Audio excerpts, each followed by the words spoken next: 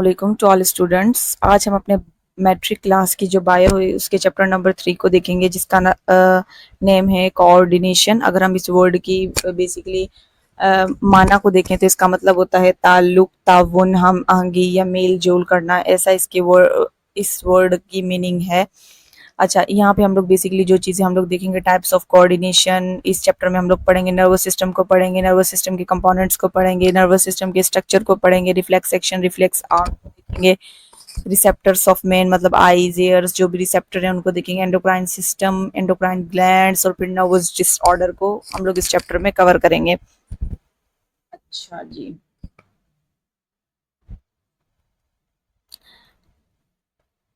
सबसे पहले हमारे पास इंट्रोडक्शन।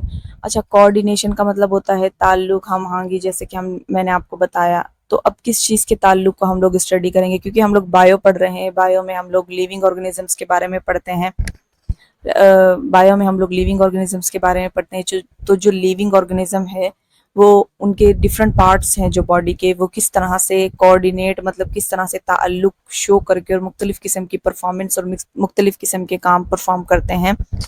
हम लोग इस चैप्टर में उस चीज़ को देखेंगे, मतलब जो बॉडी के जो पार्ट्स हैं, डिफरेंट ऑर्गन्स हैं हमारे, उनकी कोऑर्डिनेशन को देखेंगे और फिर वो किस तरह से काम करते हैं। अच्छा, यहाँ पे अगर हम लोग देखते हैं, the organism have to perform, जो ऑर्गेनिजम्स होते हैं उनको अपनी ज़िंदगी में मुख्तलिफ किस्म के काम करने पड़ते हैं, और उन काम को बेसिकली उन टास्क को परफॉर्म करने के लिए उनको कोऑर्डिनेशन और इंट्रैक्शन, मतलब कोऑर्डिनेशन का मतलब होता है ताल्लुक करना, इंट्रैक्शन मतलब एक दूसरे से बाहमी ताल्लुक करना पड़ता है जो डिफरेंट पार्ट्स होते हैं या जो ऑर्गन्स होते हैं बॉडी, और फिर हम लोग कोई भी एक्टिविटी परफॉर्म कर सकते हैं या कोई भी रिस्पॉन्स है वो शो कर सकते हैं।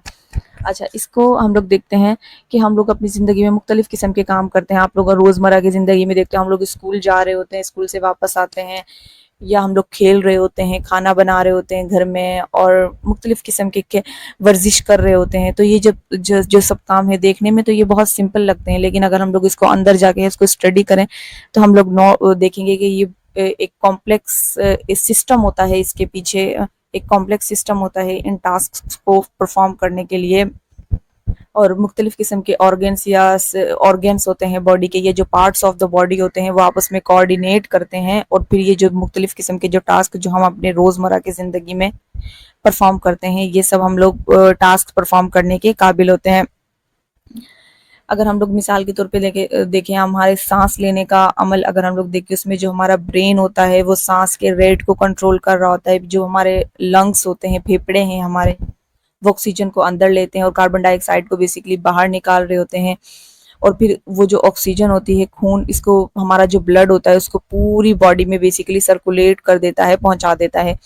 अब क्या हुआ, इसमें ब्रेन हुआ, इसमें फेफड़े हुए, उसमें हमारा दिल हुआ, हमारा हार्ट हुआ, इन तीनों ने बेसिकली ये इन तीनों ऑर्गन्स ने एक दूसरे के साथ, ये हमारे ऑर्गन्स हैं, बॉडी के पार्ट्स हैं बॉडी के, इन तीनों ने एक दूसरे के साथ कोऑर्डिनेट करा, तभी इंसान जिंदा रहा, उसने सांस लिए। इसी तरह अगर हम लोग अपने खाना खाने के खाना जो खाते हैं वो जो डाइजेस्ट होता है बेसिकली, उसमें हमारा स्टमक होता है, हमारा फिर माउथ भी इन्वॉल्व होता है, हम अपने मुंह से खाना खा रहे होते हैं, फिर हमारे जो स्मॉल इंटेस्टाइन, लार्ज इंटेस्टाइन, वो सब ऑर्गन्स बेसिकली एक दूसरे के साथ काम कर रहे होते हैं।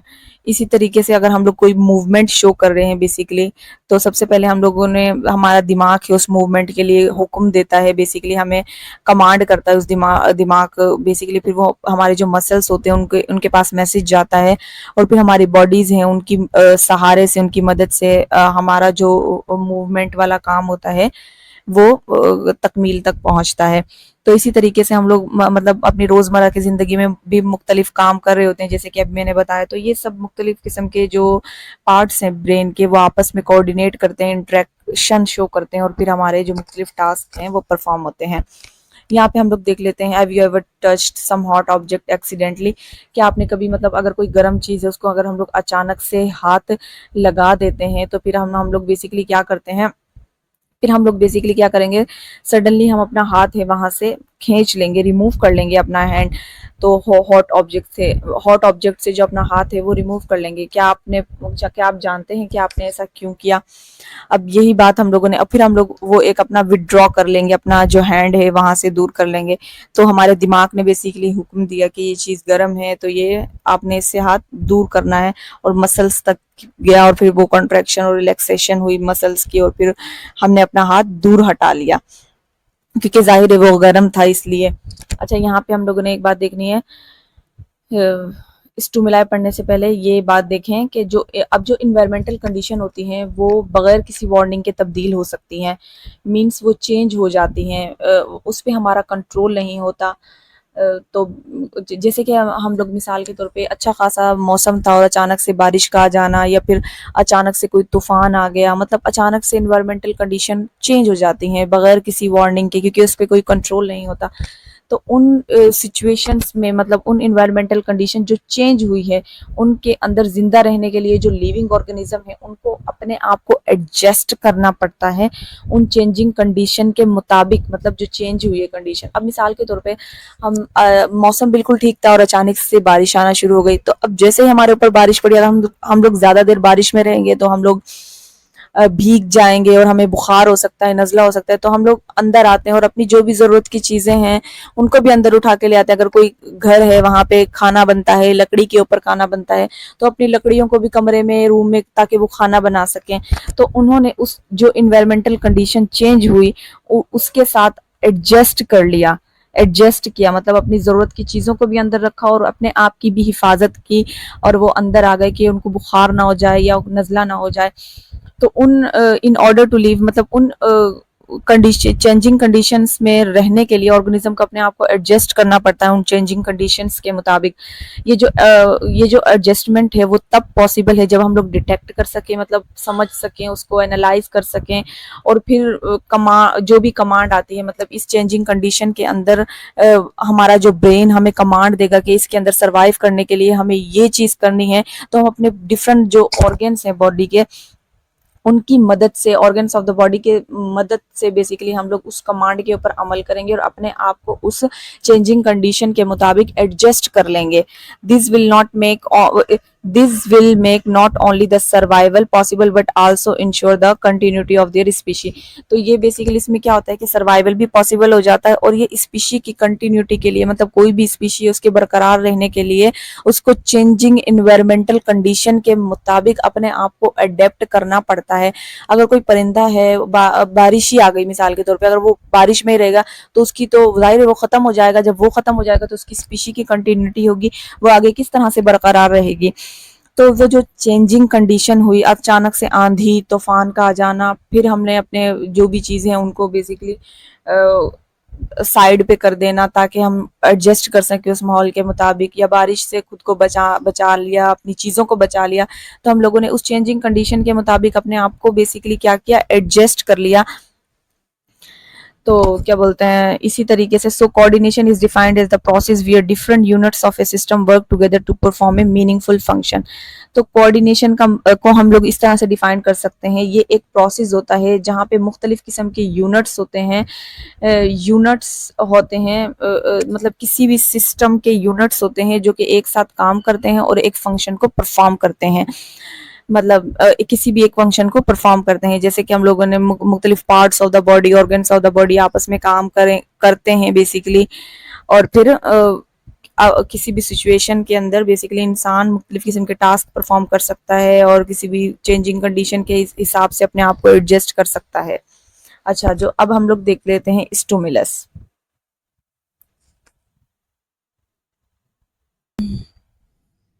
इस चैप्टर में हम लोग कोऑर्डिनेशन को पढ़ रहे हैं कि कैसे डिफरेंट जो ऑर्गन है, बेसिकली जो बॉडी के ऑर्गन है, वो आपस में कोऑर्डिनेट करते हैं, कोई भी टास्क परफॉर्म करते हैं।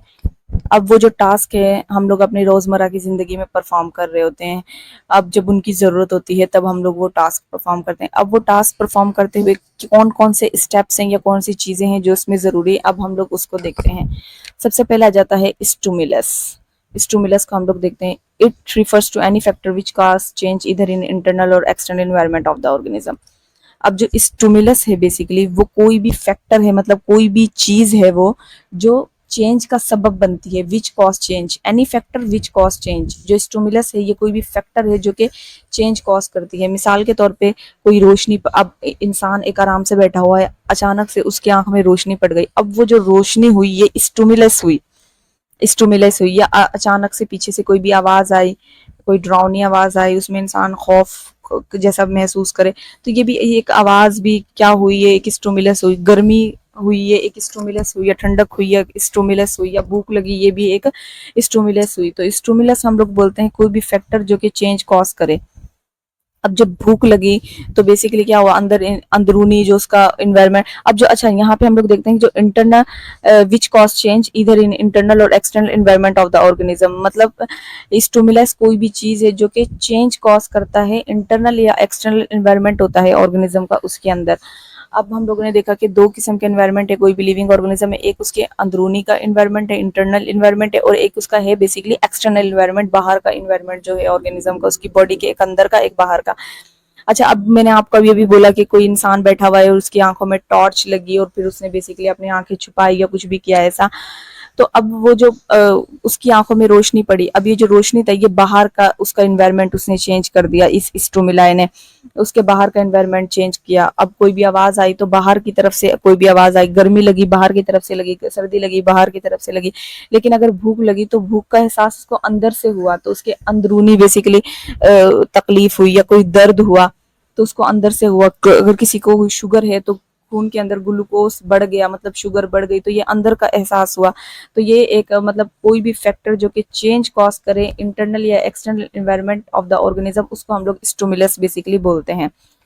समझ में आ गया आप लोगों को? ये कुछ भी हो सकता है बेसिकली, रोशनी, आवाज, गर्मी, खुशबू, ठंडक, ये सब बैरूनी स्टिमुलाई होते हैं। और अंदरूनी स्टिमुलाई भी मैंने आपको बताया कि प्यास का लगना, भूख का लगना, ये सब हो जाता है जो उसके अंदर अंदरूनी जो ऑर्गेनिज्म का एनवायरनमेंट है उसको इफेक्ट करते हैं। The change are detected by special cells और ऑर्गन्स टर्म्ड एज रिसेप्टर्स। अब ये जो चेंजेस है, मतलब जो स्टिमुलाई कोई भी चेंज है, अब ये जो चेंजेस है वो डिटेक्ट किए जाते हैं, हमारी जो बॉडी है उसके अंदर एक खास किस्म के सेल्स होते हैं जिनको हम लोग रिसेप्टर्स बोलते हैं, मतलब उस चेंज को डिटेक्ट करेगा जो, उसको हम लोग रिसेप्टर्स बोलते हैं। फॉर एग्जाम्पल्स जो हमारी आंखें हैं उनके अंदर बेसिकली फोटो रिसेप्टर्स होते हैं जो कि मतलब किसी के इंसान, अब लाइट पड़ती है तो जो हमारे जो लाइट को डिटेक्ट करते हैं हमारी आंख के अंदर बेसिकली रेटिना होता है जो उस लाइट को बेसिकली डिटेक्ट करता है, तो फोटो रिसेप्टर्स होते हैं तो रिसेप्शन देते हैं, उसको रिसेप्ट करते हैं। मतलब अगर कोई भी लाइट आई तो उसको हमारे हाथ महसूस नहीं करेंगे, उसको हमारे जो लेग्स हैं वो महसूस नहीं करेंगे, बल्कि उसको हमारी जो आंखें हैं वो महसूस करेंगी। तो हमारे पास जो आंखें हैं उनके पास फोटो रिसेप्टर्स होते हैं, अगर कोई भी आवाज आई है तो जो हमारे कान है वो उसको रिसेप्ट करेंगे, मतलब साउंड रिसेप्टर हमारे एयर्स के पास है। Nose is chemo receptor for gases, मतलब केमिकल को रिसेप्ट करेगा जो कि गैसेस फॉर्म में होगी, उसको हमारा नोज, मतलब कोई भी खुशबू है, कोई भी बेसिकली अच्छी खुशबू है, बुरी खुशबू है, उसको बेसिकली हमारा नोज, और जो tongue is chemo receptor for solid और लिक्विड्स। सॉलिड और लिक्विड्स के लिए हमारी टंग, जिसको हमारे टेस्ट बर्ड्स भी बोलते हैं हम लोग बेसिकली, उसको उसके लिए हमारे जो टंग होती है वहां पर रिसेप्टर्स होते हैं, मतलब एक खास किस्म के सेल्स या ऑर्गन्स जो कि उस चेंज को डिटेक्ट करते हैं और फिर बेसिकली रिस्पॉन्स आता है।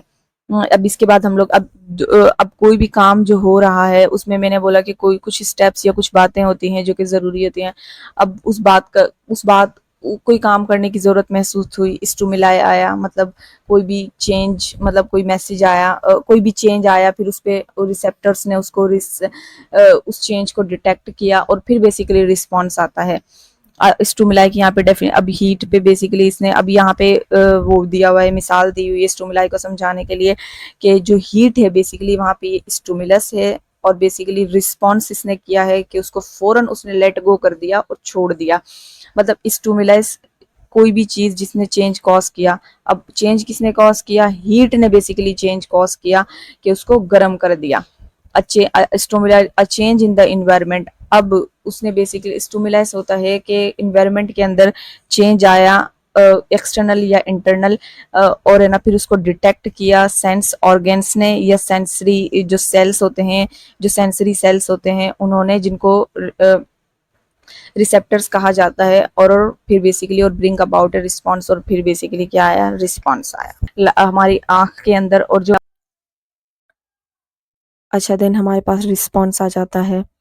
हम लोग रिस्पॉन्स को देखते हैं, तो ये एक एक्टिविटी होती है जो लिविंग ऑर्गेनिज्म परफॉर्म करते हैं जब वो स्टिमुलाई को बेसिकली एनालाइज कर लेते हैं, उसको समझ लेते हैं। मतलब स्टूमिलाई के बाद जो चीज़ परफॉर्म होती है वो रिस्पॉन्स किया जाता है। जब लिविंग ऑर्गेनिज्म जो चेंज आता है, स्टूमिलाई आता है, कोई भी चेंज आता है, जब वो उस चेंज को टक्कर देते हैं, रिबेल करते हैं, तो उसके रिजल्ट में वो क्या करते हैं, रिस्पॉन्स जनरेट करते हैं, रिस्पॉन्स करते हैं। तो जो रिस्पॉन्स होता है वो स्टूमिलाई के रिजल्ट में किया जाता है। तो ये बेसिकली इसकी जो एग्जीबिशन होती है, और जिसकी मैनिफेस्टेशन होती है, ये ऑर्गेन्स होते हैं, मसल्स जैसे कि ग्लैंड्स, जिनको हम लोग इफेक्टर बोलते हैं, उनके ज़रिए की जाती है। अब हम लोगों ने देखा कि देखो, सबसे पहले कोई स्टिमुलाई आया, कोई चेंज आया, फिर जो रिसेप्टर्स थे, जिन्होंने मतलब उस चेंज को डिटेक्ट करना था, उन्होंने उसको डिटेक्ट किया और उस मैसेज को पहुंचाया मॉड्यूलेटर के पास। मॉड्यूलेटर जो कंट्रोल सेंटर होता है हमारा, जो हमारा फैसला करने वाला होता है बेसिकली, जो कि हमारा स्पाइनल कॉर्ड ब्रेन होता है, वी कैन से दैट, जो वो फैसला करता है कि क्या करना है, और फिर वो उस पैगाम को इफेक्टर, जो कि हमारे पास कुछ मसल्स होते हैं या ग्लैंड्स होते हैं, जो उस रिस्पॉन्स को जनरेट करते हैं, और अल्टीमेटली हमारे पास रिस्पॉन्स जनरेट हो जाता है। और फिर बेसिकली ये साइकिल, जब कोई रिस्पॉन्स आता है, ये वाली साइकिल बेसिकली रिपीट हो रही होती है। अब हम लोगों ने देखा कि अब हम लोगों ने पीछे देखा कि बेसिकली गर्म बर्तन को हाथ लगाना, तो जो वो गर्माहट थी उस गर्म बर्तन की, वो स्टूमिलाई हो गया। उसके बाद रिसेप्टर को हम लोग बोलते हैं कि जो महसूस करने वाला अज़ू होता है उसको बोलते हैं, मतलब हाथ की जिल्द ने जो उसको महसूस किया है। अब जो फैसला करने वाला हमारा जो ब्रेन था बेसिकली, उसको हम लोग मॉड्यूलेटर बोलते हैं। इफेक्टर जो अमल करने वाला अज़ू होता है, जो मसल्स के ज़रिए, यहाँ पे बोला देखो लिखा हुआ है मसल्स एंड ग्लैंड्स, जिनको हम लोग इफेक्टर बोलते हैं। तो वो जो इफ़ेक्ट करते हैं उसको बेसिकली अमल करने वाले उज़्ज़ू होते हैं, उसको इफ़ेक्टर कहा जाता है। और अल्टीमेटली बेसिकली रद्द अमल होता है कि हाथ हम लोग फ़ौरन पीछे खींच लेते हैं। इस तरीके से तेज़ रोशनी पड़ती है, तेज़ रोशनी स्टिमुलाई हो जाती है, फिर जो आँख के रेटिना के जो सेल्स होते हैं वो उसको डिटेक्ट करते हैं, उसको रिसेप्टर कहते हैं। ब्रेन फैसला कर रहा होता है, और जो प्यूपल होते हैं, प्यूपल जो आई के अंदर, प्यूपल के जो मसल्स होते हैं बेसिकली, वो इफेक्टर होते हैं कि वो जो आँख की पुतलियाँ होती हैं वो सिकुड़ जाती हैं, उसके जो मसल्स होते हैं वो सिकुड़ जाते हैं। तो बेसिकली ये हमारा रिस्पॉन्स हो गया।